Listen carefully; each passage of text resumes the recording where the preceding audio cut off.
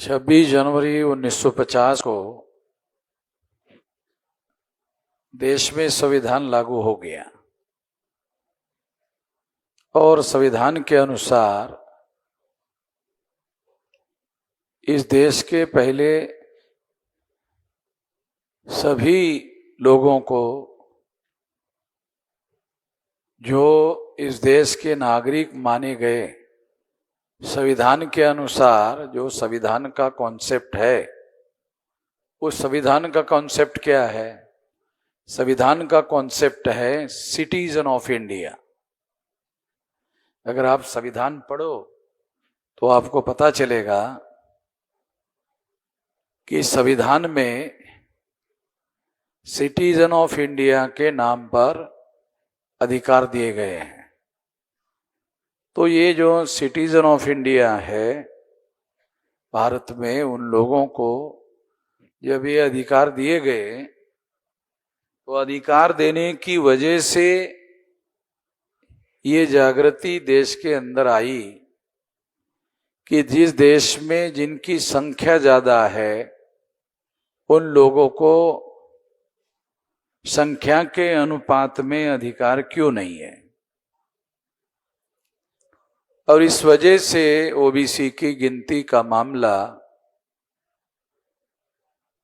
आजादी के आंदोलन में भी उठा और आजादी के बाद जब संविधान लागू हुआ उसके बाद में ओबीसी का मुद्दा कांग्रेस के द्वारा दबाने की कोशिश हुई, क्योंकि जो ऊपर से कांग्रेस का राज था वो मूल रूप से ब्राह्मणों का राज था। क्योंकि 26 जनवरी 1950 के बाद में जो पहला चुनाव हुआ उसमें 60% टिकटें कांग्रेस ने ब्राह्मणों को दी और इस वजह से ब्राह्मणों का आजाद भारत में कब्जा हो गया। 60%, 3.5% ब्राह्मणों को 60% टिकटें दी। इसका विश्लेषण करने से एक अर्थ ये होता है कि 56.5% ब्राह्मणों ने अधिकारों पर अतिक्रमण किया। इस 56.5 में 52% तो ओबीसी है, तो इसका मतलब है 56.5% टिकटें जो कांग्रेस ने ब्राह्मणों को दी, तो इसमें ओबीसी के लोगों की ही टिकटें ब्राह्मणों को दी गई। वो कांग्रेस ने ओबीसी के तो टिकट दिए नहीं। शेड्यूल कास्ट की पॉलिटिकल रिजर्वेशन था, शेड्यूल ट्राइब को पॉलिटिकल रिजर्वेशन था, इसलिए उनको देना पड़ा। तो एक तरफ तो कांग्रेस के लोगों ने ओबीसी की जाति आधारित गिनती नहीं की, ये एक बात है। यही बात आप लोगों के सामने बार बार आती रहती है, मगर यही बात सच नहीं है। सच क्या है? जिस 52% लोगों की गिनती जवाहरलाल नेहरू ने और ब्राह्मणों ने, जो कांग्रेस की सरकार थी, उन्होंने नहीं की, उन्होंने ही 1951 में देश में हर 10 साल में जो गिनती होती थी वो गिनती ओबीसी की हिंदू के नाम पर की। हमारे लोग एक ही बात उठाते रहते हैं कि 52% लोगों की गिनती नहीं की, गिनती नहीं की, गिनती नहीं की। बात सही है मगर आधा सच है। आधा सच बहुत खतरनाक होता है।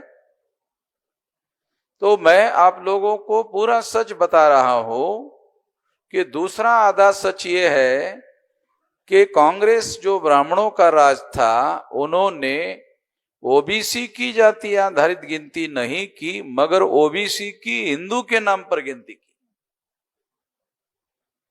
ओबीसी को हिंदू के अकाउंट में जमा कर दिया।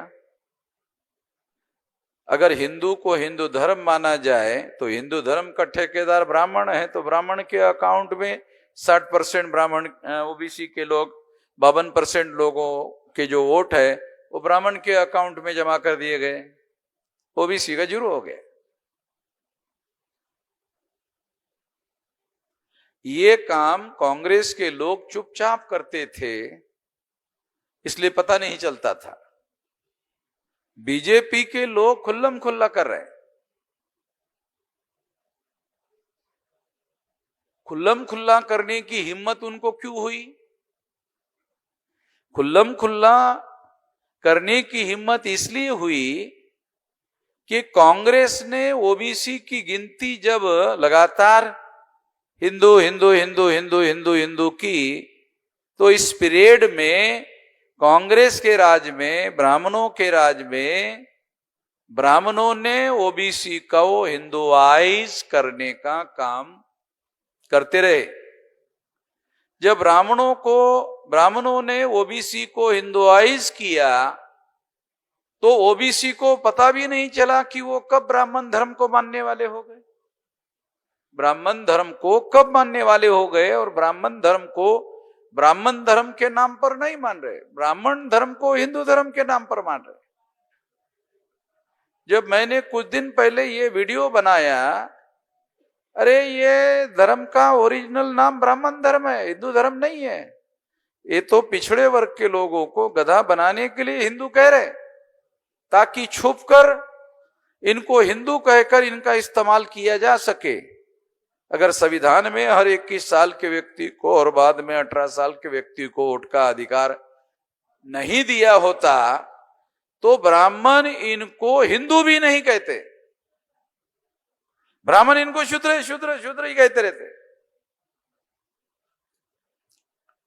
ये तो संविधान ने एम्पावर किया। ये तो बाबा साहब आंबेडकर को ये बातें समझ में आती थी। बैकवर्ड क्लासेस का डेलीगेशन पंजाबराव देशमुख के नेतृत्व में बाबा साहब आंबेडकर को मिला, तो बाबा साहब आंबेडकर को उन्होंने मांग की कि हम लोगों को संविधान में अधिकार होना चाहिए। तो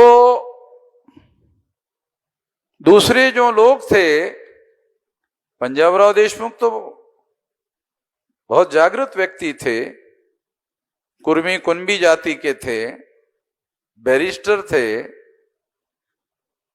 तो उनके लोगों ने उनको कहा कि बाबा साहब को ये हम लोगों को कहना चाहिए। तो पंजाब राव ने उनको कहा कि वो अंबेडकर को सब समझ में आता है, बताने की जरूरत नहीं है। वो क्या करना चाहिए, कानून के भाषा में उसको ड्राफ्ट में कैसे डालना चाहिए, क्या करना चाहिए, ये हमें उतना समझ में नहीं आता है जितना उनको समझ में आता है। तो बाबा साहब आंबेडकर में भारत के संविधान को जो सामाजिक आशय उपलब्ध हुआ और हजारों सालों से जो वंचित लोग थे उन लोगों को एम्पावर किया जाना चाहिए, ये बाबा साहब आंबेडकर को समझदारी थी।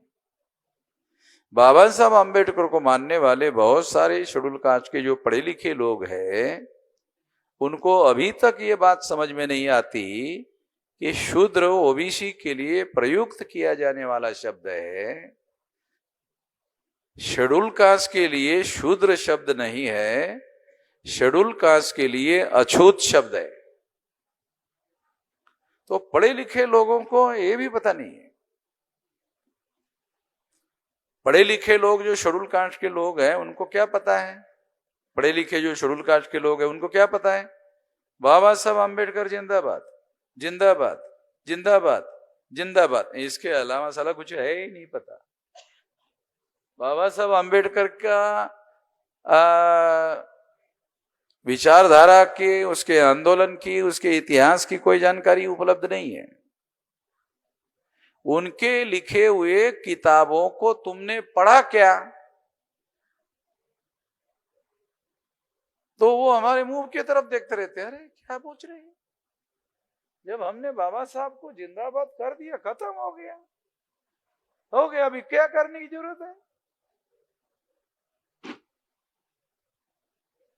तो कोई किताब नहीं पढ़ता है, बल्कि कुछ लोगों ने मुझे पूछा ये कोई किताब है क्या? मैंने कहा है। तो क्या कहा? दे देना। ले लूंगा नहीं। तो जो आदमी को मुफ्त में किताब मिलता है वो पढ़ता नहीं, गल में रखता है। 1 महीने के बाद पूछो पढ़ लिया क्या? नहीं, अभी समय नहीं मिला, ऐसे ही पड़ा रहता है। तो जो पढ़े लिखे लोग हैं वो हम लोगों को बोलते हैं वामसेफ वाले लोग जो है अम्बेडकरवादी नहीं है। वामसेफ वाले लोग अम्बेडकरवादी नहीं है। क्यों? वो ज्यादा जिंदाबाद नहीं बोलते। वो ज्यादा जिंदाबाद नहीं बोलते। तो जिंदाबाद ना बोलने वाले लोग अम्बेडकरवादी नहीं है। हम तो एक बार भी नहीं बोलते।